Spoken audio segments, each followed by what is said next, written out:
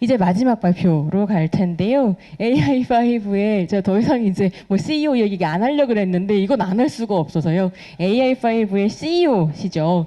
길이의 정치 철학자, 그러니까 정말 길에서 활동하시는 길이의 정치 철학자에서 재단법인의 대표로 변신하셨습니다. 김만권 대표님 발표 드릴 텐데요. 열심히 일하지 않아도 괜찮아라는 책을 냈지만 가장 열심히 일하는 사람이고요. 새로운 가난이 온다라는 책을 냈지만 인문학자가 가난하지 않게 공부할 수 있는 방법을 고민하시는 분입니다. 굉장히 재미있는 이야기를 나눠주실 것 같은데요. 오늘은 AI5와 대합박 대학 스토리텔러라는 제목으로 이야기를 해주실 테고 아마도 이 발표에서는 앞에 이제 나눴던 이야기들과 합쳐서 AI5의 큰 그림을 좀 우리가 볼 수 있지 않을까라는 생각이 듭니다. 박수로 환영 부탁드립니다. 예, 안녕하십니까, 김만권입니다. 아까 뭐 한 차례 인사드려서요. 이렇게 저도 앞에 발표 4개를 들으면서 뭔가 저한테 좀 파노라마처럼 지나간 장면이 있었고, 특히 앞에 그 학문 후속 세대의 이야기 들을 때는 제가 갑자기 울컥해가지고 예. 좀 그때 그 뭐라고 해야 될까요? 저도 이제 제 인생에 2가지 아주 중요한 모먼트가 학자가 되었을 때 중요한 모먼트가 있었다고 생각이 드는데요. 뭐 앞에 아주 어렸을 때는 뭐 아무것도 몰랐었고 그냥 제가 박사학위가 끝나고 한국에 돌아올 때 어떤 생각으로 돌아왔냐면 대학으로 돌아가지 않겠다라는 생각으로 돌아왔어요.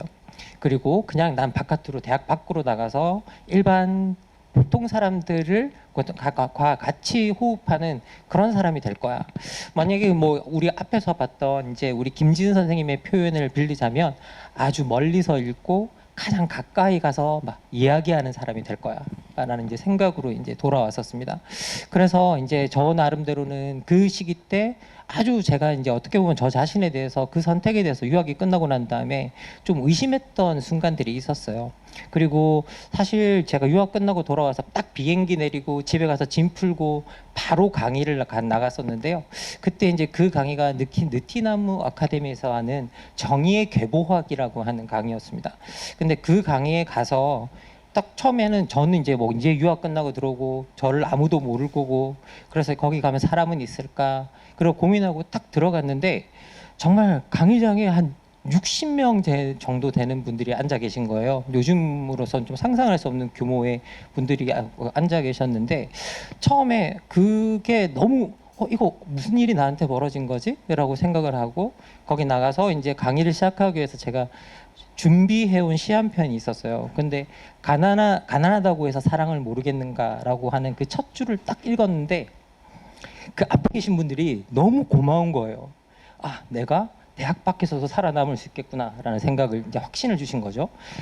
그러면서 그게 너무 고마워서 그때 제가 막 펑펑 울어버렸어요. 한 10분 정도 제가 그 강의에서 울었는데요. 여기에 그 강의 현장을 직접 목격하신 분이 한 2명 계십니다. 그때 제가 막 울었던 그 기억이 납니다. 그런데 그게 어떻게 보면 우리 인문학의 대학 밖에서의 수요를 나타내고 있는 어떤 하나의 되게 중요한 상징적인 장면이었다라는 생각은 좀 들고요. 그리고 2번째 제가 또 뭐 중요한 장면은 사실은 올해에 있었습니다. 올해 초에 김재인 선생님한테 전화를 걸었습니다. 선생님, 더 이상 우리 인문학이 구걸하는 인문학이 되면 안 되겠습니다. 돈 달라고 구걸하지 말고 우리가 스스로 뭔가를 만들어낼 수 있는 인문학을 해봤으면 좋겠습니다. 그러니까 저 사업할 겁니다. 저랑 같이 해주세요. 그랬더니 0.2초 만에 김지인 선생님 그래요? 라고 대답을 하시더라고요. 그래서 그걸로 같이 이제 뭔가를 이제 시작해서 저희 AI5가 시작되게 되었는데요. 사실 이제 인문학에 관한 이야기를 하다 보면 우리가 인문학의 위기를 정말 오랫동안 뭐 해왔습니다. 특히 이제 인문학이 맡고 있는 가장 중요한 위기의 장면이 기술의 변화죠. 그리고 우리가 흔히 말하는 호모의 시대에서 포노의 시대로 변했다라고 하는 디지털 인류의 등장을 뭐 이야기할 수 있는데요. 그런데 정말 지금 어떻게 보면 우리가 오늘 이야기할 주제는 저는 기술의 변화가 만들어 놓은 21세기 자본주의 세계에서 그 안에서 살아가야 되는 인간의 운명에 관한 이야기라고 생각을 하거든요. 그런데 그 아리스토텔레스 표현을 따르면 live well, 그러니까 우리가 그 기술과 아주 잘 살 준비가 되어 있는가에 관한 이야기라고 생각을 합니다. 그래서 이제 어떻게 보면 좀 더 구체적으로 디지털 인류로서 우리가 이 기술과 함께 행복해지기 위해서 왜 무엇을 구체적으로 어떻게 준비해 가는가에 대한 이야기라고 생각합니다. 생각하는데요. 우리가 인문학의 위기 이야기하면 우리가 한 10년 된 이야기라고 하지만 저희들 인문학 학술 데이터베이스인 DBPI에 검색을 해보면 인문학의 위기로 1039건이 나옵니다. 이만큼 많이 된 연구학문문제가 없어요. 그러니까 인문학의 위기를 오래 그 이야기를 하고 있는데 제일 먼저 언급된 게 1993년부터 언급되고 있습니다. 그러면 30년 동안 인문학의 위기였는데 우리는 계속 똑같이 인문학의 위기를 이야기하고 있고 학교 내에서 이야기하고 있고, 그리고 더 놀라운 건 뭐냐면 인문학의 위기의 실체가 무엇인지에서 명확하게 규명한 논문들이 없다는 거예요. 그래서 30년째 우리는 왜 그러면 같이 제자리 걸음을 하고 있는가라고 이제 볼 수 있는데요.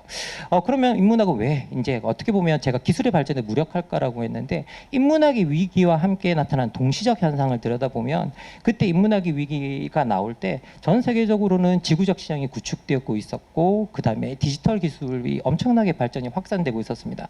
그런데 모든 인문학이 이 지구적 시장이 만들고 있는 신자유주의 비판에는 열광하고 열광하고 거의 집중하고 있었는데, 정작 기술의 발전에 대해서는 엄청나게 무력하고 거의 비판을 하는 걸 저희들이 볼 수가 없어요. 그러면 왜 그랬느냐? 김재인 선생님의 표현, 적나라한 표현을 그대로 옮겨오자면 인문학자들이 그 기술의 변화를 읽을 만한 문해력이 없었던 거예요. 이야기할 수 있는 문해력 자체가 없었던 겁니다. 그게 이제 문제가 되는데요. 그러면 저는 인문학이 뭐냐라고 하면, 인문학은 기본적으로 정치, 경제, 사회, 문화, 기술, 온갖 인간이 관계맺는 모든 삶에 있어서 이해하고 소통하고 책임에 필요한 것들을 교육하는 거라고 생각합니다. 그럼 많은 사람이 이해는 뭐고 소통은 뭐고 책임은 뭐냐라고 묻는데요. 사실 저는 이걸 너무 어렵게 설명할 필요도 없고 그냥 말 그대로 이해하면 된다고 생각합니다.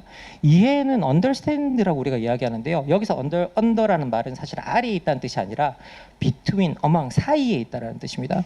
그러면 우리 인간이 사이에 있는 존재라는 것들을 이해하는 건데, 관계에 대해서 이해를 하는 건데, 이해하지 못한다는 말은 뭐냐면 관계에 대해서 알지 못한다라는 뜻이죠. 그럼 우리가 새롭게 관계 맺고 있는 이 기계와에 대해서 우리가 그걸 알지 못한다는 이야기고요. 그러니까 그걸 알지 못하니까 공통의 것을 만들어내는 소통을 할 수가 없고, 그리고 거기에 대해서 응답하는 능력인 책임도 이제 있을 수가 없는 상황들이 만들어지고 있습니다. 그러면 저는 이제 이게 그러면 이 인문학의 시대가 그러면 정말 위기냐라고 물어본다면, 저는 김재인 선생님과 같이 이제 오랫동안 이야기하면서 동의했던 게 뭐냐면, 이게 오히려 인문학의 기회다. 왜냐하면 언제나 새로운 인문학은 변화하는 시대의 꽃피었다라는 거죠. 그러면 새로운 이해, 소통, 책임 이제 이것들에 대해서 요구하는 시기이기 때문에 기존의 인문학이 연구해온 내용만으로는 대응할 수 없는 게 당연하다. 그러면 이런 대응할 수 없는 거는 인문학의 무력함이 아니라 새로운 이해, 소통, 책임을 제공할 수 있는 인문학이 꽃필 수 있는 시기가 도래한 거다라고 보면 된다라고 이제 생각을 합니다. 그리고 거기서 제일 중요한 이야기가 뭐냐라고 하면, 결국은 인간과 기계가 맺는 파트너십을 어떻게 설정할 거냐라는 것들인데요.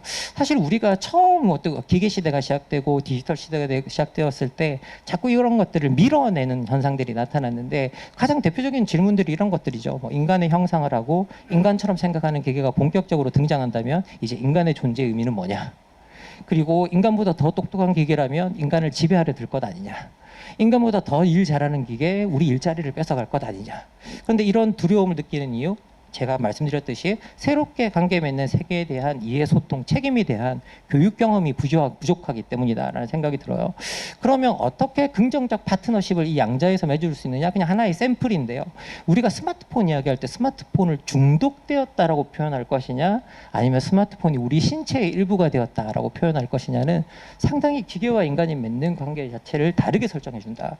하나는 치료되어야 될 것이지만 하나는 우리가 신체의 일부로서 잘 규율하면 되는 거니까요. 그래서 근본적으로 우리가 이런 것들을 어떻게 관계 맺는가, 그거에서 정말 중요한 역할을 하는 게 뭐냐라고 하면 결국은 확장된 인문학이라고 이야기를 하고 싶고요.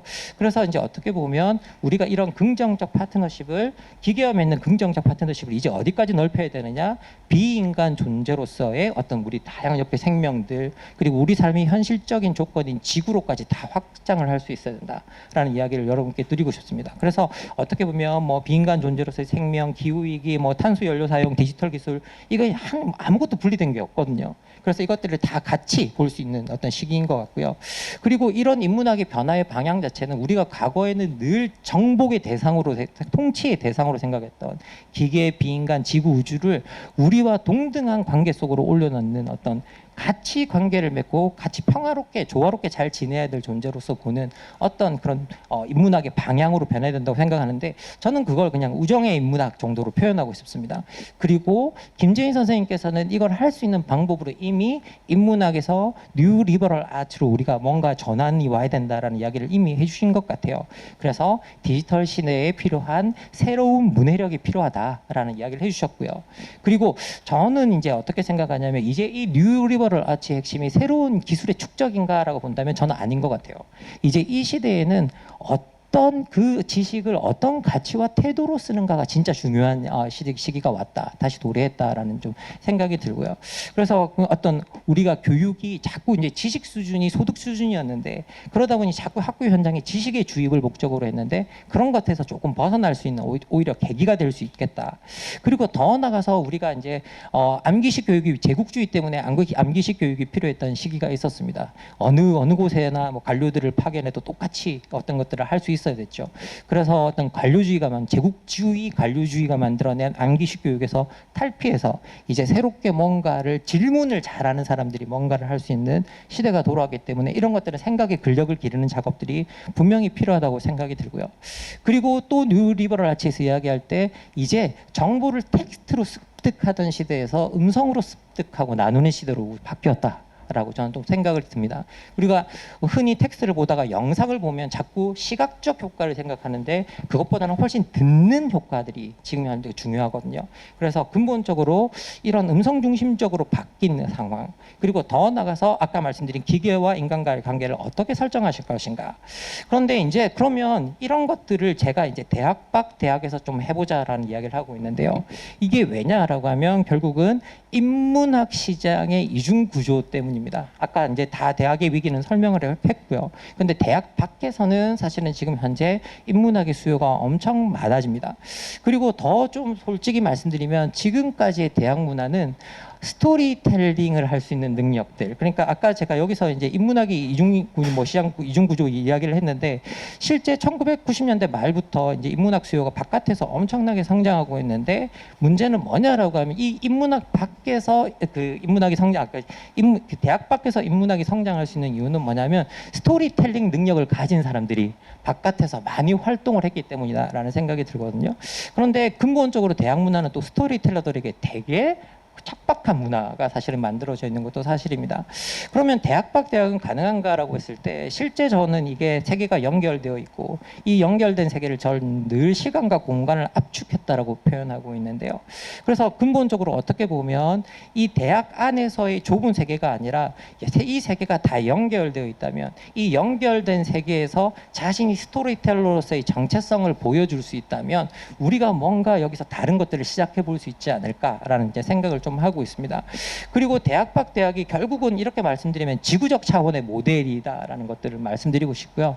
그러면 이 지구적 차원의 모델이 어떻게 가능할까라고 했을 때, 저는 이것들이 우리한테 우호적인 환경은 있다라는 생각이 드는 게 뭐냐면, K-팝, K-컬처 같은 것들을 이미 형성해 놓은 세계적 차원에서의 우리에 대한 관심이 존재하고 있다는 건 큰 행운이자 아주 우호적인 조건인 것 같아요.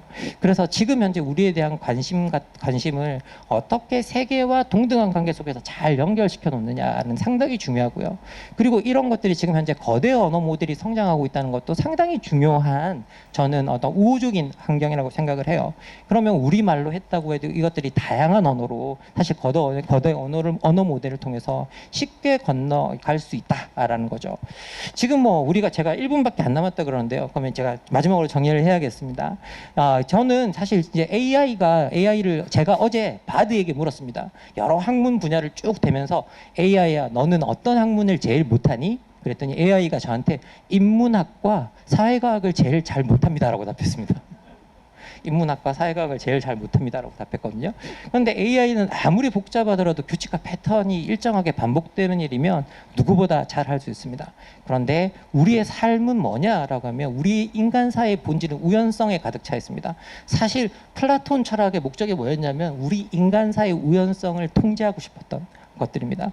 그래서 어떻게 보면 우리 삶은 우연성에 가득 차 있고 그리고 단발적 사실성으로 가득 차 있기 때문에 이런 일들을 거대 언어 모델, 뭐 인공지능의 대세로 자리 잡은 거대 언어 모델이 잘할 수 있느냐라고 한다면 전 이 모델이 오히려 인간의 도움을 필요로 할 거다라는 생각을 저는 하고 있고요.